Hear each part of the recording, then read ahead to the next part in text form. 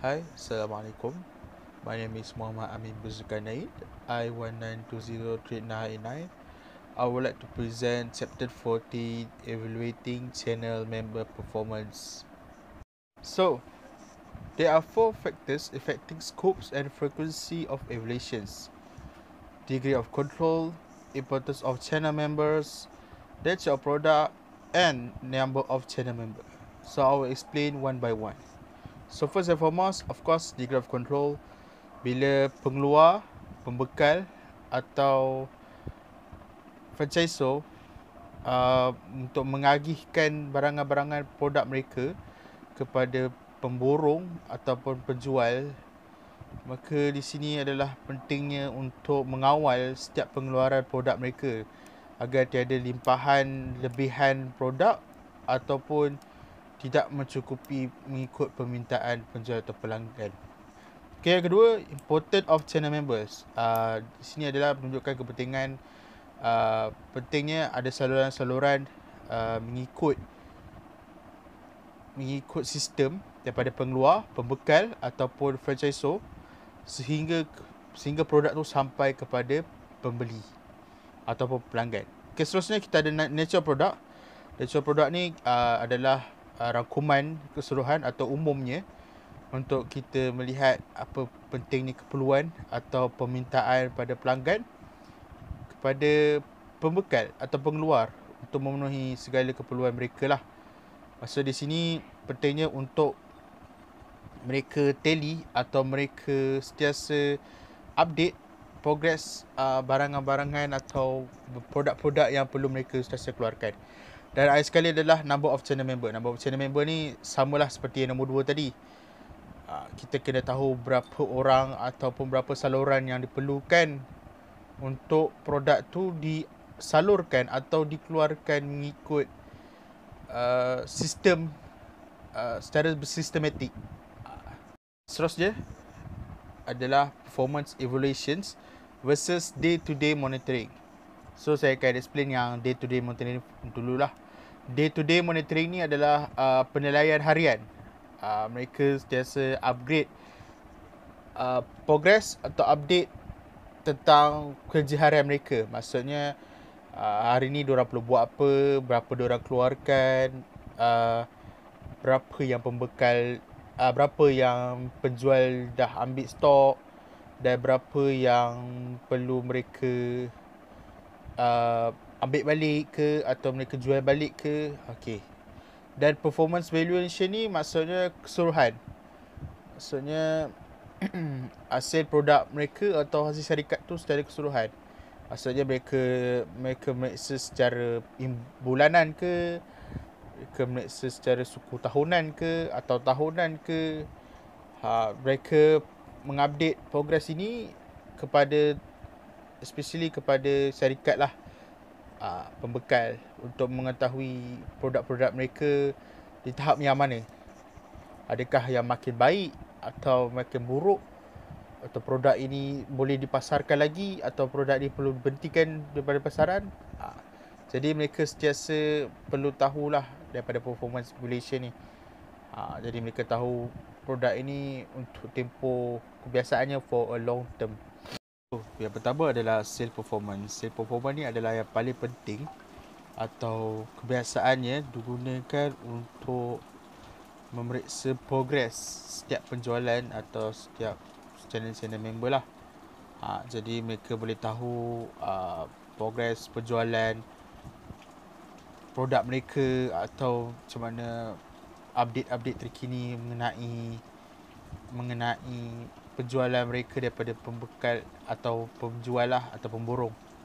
Okay, seterusnya kita ada inventory maintenance. Inventory maintenance ni of course adalah untuk sentiasa update produk-produk mereka atau mereka membuat jadual untuk mereka tally pembekal. Maksudnya dikeluarkan oleh pembekal lah untuk penjual-penjual atau pemborong-borong untuk memastikan order mereka mengikut piawaian atau mengikut permintaan mereka lah, tidak melebihi daripada tidak melebihi had atau tidak kurang daripada had permintaan mereka. Okay, seterusnya kita ada selling capabilities. Selling capabilities ni adalah kekuatan penjualan mereka lah.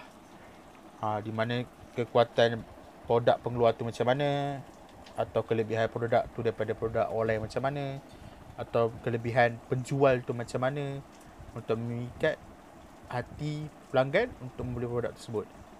Next adalah customer service and technical support capabilities. Okay, yang ni untuk adalah menyokong daripada statement saya pertama tadi, iaitu macam mana cara mereka untuk memenangi hati pelanggan, cara mereka untuk servis kepada customer, untuk memastikan produk mereka sesuai atau tepat dengan kehendak atau permintaan customer. Contohnya macam zaman PKP ni, of course kita perlukan pembelian barang-barang online. Jadi itulah di mana pentingnya courier, atau kita panggil macam contoh GrabFood, Foodpanda. Jadi mereka di situ untuk sentiasa memastikan produk daripada pembekal tu sampai kepada customer.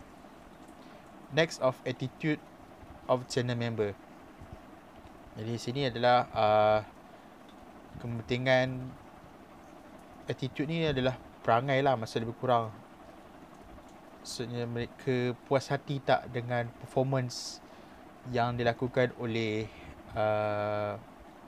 diorang punya orang bawahan dia, atau orang kata punya pemborong atau penjual mereka, produk mereka daripada yang atas tu. Adakah mereka sentiasa pastikan kata perasaan mereka tu atau performance mereka tu mengikut tahap piawaian yang mereka tetapkan. Maksudnya mereka sentiasa update lah, orang ni macam mana, orang ni macam mana, produk orang jual ni macam mana, ending macam mana. Okay. Competition ni adalah persaingan, iaitu yang memang biasa kita kena dengar, persaingan antara produk A, produk B. Contohnya sekarang ni sukan dah terbuka, jadi maksudnya produk ni nak keluarkan performance barang ni lebih perform daripada barang B. Lepas tu pengeluar makanan pula nak perform ni daripada perform ni. Jadi persaingan tu jadi lebih tinggi lah. Jadi untuk pengeluar lebih mencari kelainan untuk memasarkan produk mereka. Okay, dan sekali adalah general growth prospect, iaitu tahap penjualan mereka untuk future. Maksudnya adakah lebih berkembang, maksudnya prospek diorang untuk masa depan tu adakah boleh untuk go lagi di masa depan. Pastikan produk-produk mereka relevan atau sentiasa memenuhi kehendak pelanggan tu di masa depan. Okay, seterusnya adalah channel member performance audit. Di sini kita ada applying performance criteria. Ada 3 kriteria. Yang pertama kita ambil separate performance evaluation. Kedua adalah multiple criteria combined informally. Dan ketiga adalah multiply criteria combined formally. So saya akan explain satu persatu. Yang pertama adalah separate performance evaluations.